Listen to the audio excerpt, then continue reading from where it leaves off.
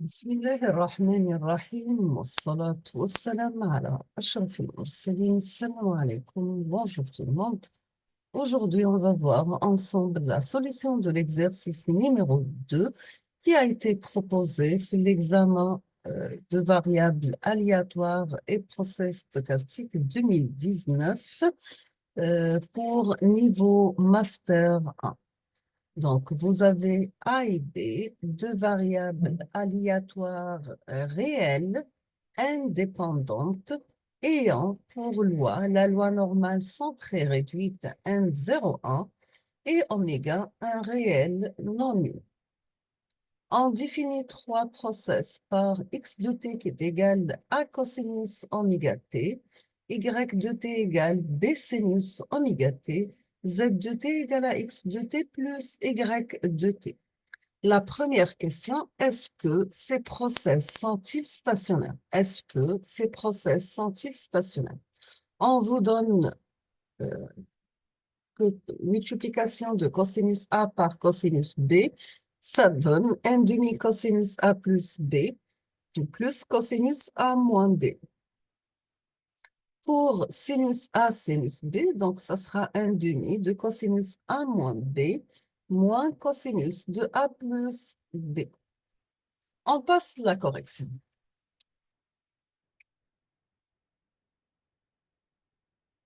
Donc, d'après l'énoncé, nous avons que A et B, ils ont une loi normale centrée et réduite, c'est-à-dire de valeur moyenne égale à 1, de variance égale à 0. Et A et B aussi sont indépendantes. Nous avons x de t, mais la forme un cosinus oméga t.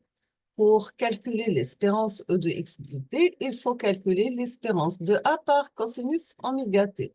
Donc, on va calculer l'espérance de A par l'espérance de cosinus oméga t. Donc, oméga t, c'est une constante, donc l'espérance. L'espérance de x de t égale l'espérance de A par cosinus oméga t. L'espérance de A égale à 0. Donc, on aura 0 par cosinus oméga t égale à 0. Dans ce cas, on obtient que l'espérance de x de t égale à 0. Maintenant, on va vérifier la stationnarité du premier ordre. Nous avons que la fonction d'autocorrélation R de x entre T1 et T2 égale l'espérance x de T1 par x de T2. D'accord? On va remplacer, donc on aura, c'est l'espérance E de A cosinus oméga T1 par l'espérance E de A cosinus oméga T2. Donc, ça sera l'espérance A par A, c'est A au carré. Donc, ça sera l'espérance de A au carré cosinus oméga T1 cosinus oméga T2.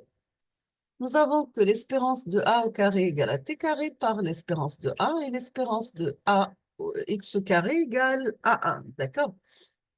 On va utiliser la formule de l'exercice cosinus A cosinus B qui est égal à cosinus A plus B plus cosinus A moins B divisé par 2. Donc, on aura dans ce cas pour la fonction d'autocorrélation entre T1 et T2 est égal à 1 demi de cosinus oméga tau plus cosinus oméga de T1 plus tau, sachant que tau égale T1 moins T2. D'accord?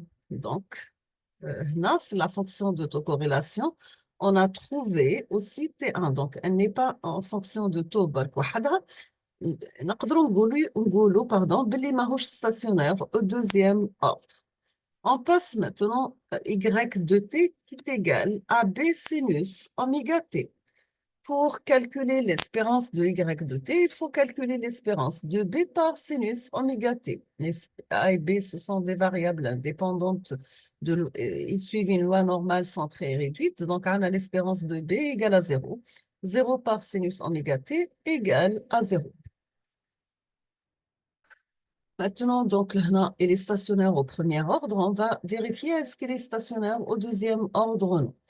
On va commencer qui m'appelle la fonction d'autocorrélation Rx de T1, T2. Donc, ça sera l'espérance de YT1 par Y de T2. Donc, c'est l'espérance de B au carré, sinus oméga 1, sinus oméga T2. Sinus A, sinus B, c'est un demi de cosinus A moins B moins cosinus A plus B sur 2. Donc, on obtient l'espérance de B au carré égale à T carré par l'espérance de B au carré qui est égale à 1. Et la fonction d'autocorrélation de T1 et T2, on obtient, après simplification en utilisant la formule donnée dans l'exercice, on obtient un demi de cosinus oméga tau moins cosinus de T1 plus tau. Donc, il n'est pas stationnaire au deuxième ordre.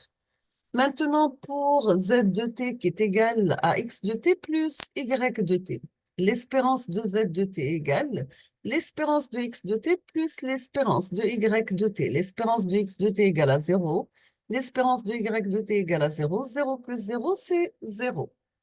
Donc, il est stationnaire au premier ordre, car sa valeur moyenne, elle est nulle. On va vérifier maintenant la stationnarité du deuxième ordre en passant par le calcul de la fonction d'autocorrélation RZ entre T1 et T2. Donc, c'est l'espérance de ZT1 multipliée par ZT2. ZT1, c'est XT1 plus YT1. ZT2, c'est XT2 plus YT2. Donc, ça sera la fonction d'autocorrélation Rx de T1, T2 de X plus la fonction d'autocorrélation RYT1 et T2 plus l'espérance de A par B, cosinus oméga T1, sinus oméga T2, plus l'espérance de AB par cosinus oméga T2, sinus oméga T1.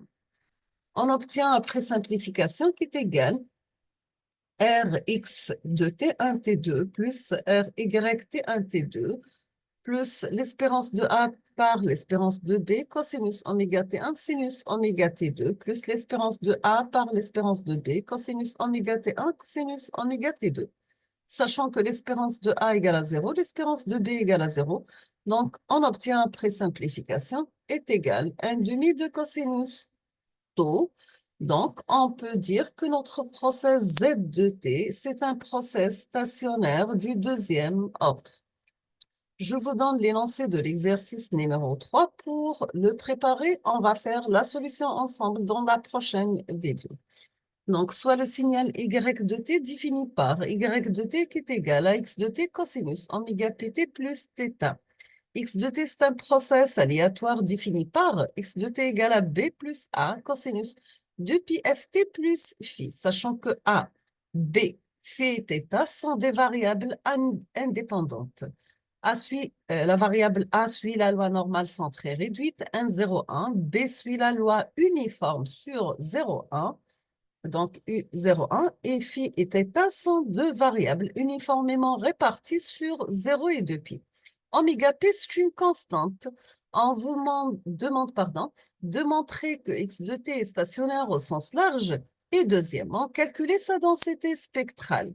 On vous donne M de X, Rx de taux, Sx de F, c'est la moyenne, la corrélation, Rx de taux, la densité spectrale de puissance, c'est Sx de F, respectivement, de notre signal X de T.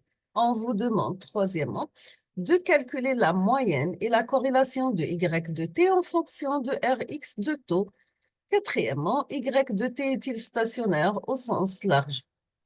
Cinquième question, on vous demande de calculer la densité spectrale de puissance de Y de T en fonction de Sx de F. On vous donne pour la loi uniforme Mx égale A plus B sur 2 et sigma au carré est égal à 1 moins B au carré sur 12. Donc, je vous laisse le temps de réfléchir sur la correction de cet exercice, sachant que vous trouverez la solution, Inch'Allah, dans la prochaine vidéo. Je vous souhaite bon courage, bonne chance, beaucoup de succès et à la prochaine. Merci beaucoup pour votre attention.